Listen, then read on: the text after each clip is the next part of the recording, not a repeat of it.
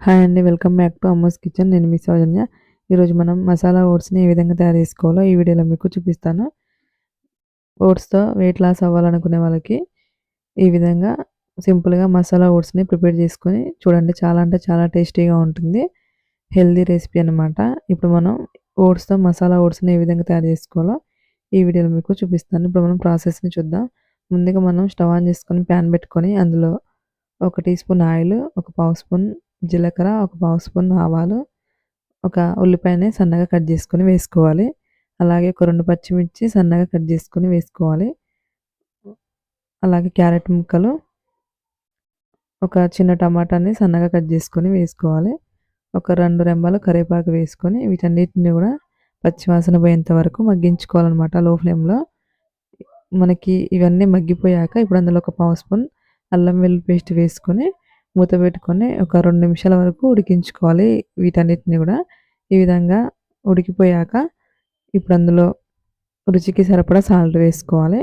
అలాగే ఒక పావు స్పూన్ పసుపు, ఒక హాఫ్ స్పూన్ కారం, ఒక పావు స్పూన్ ధనియాల పొడి వేసుకొని ఈ మసాలాలన్నిటిని గూడా ఒక నిమిషం వరకు ఫ్రై జేసుకోవాలి.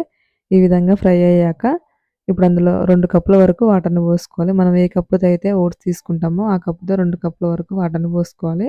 అంటే ఒక కప్పు ఓట్స్‌కి 2 కప్పుల వరకు వాటర్‌ని పోసుకుంటే సరిపోతుంది. ఇప్పుడు మూత పెట్టుకొని ఈ వాటర్‌ని మనం మరిగించుకోవాలనమాట.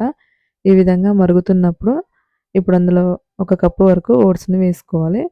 వేసుకొని లో ఫ్లేమ్‌లో కలుపుతూ ఉండాలండి. కలుపుతూ ఉడికించుకోవాలి.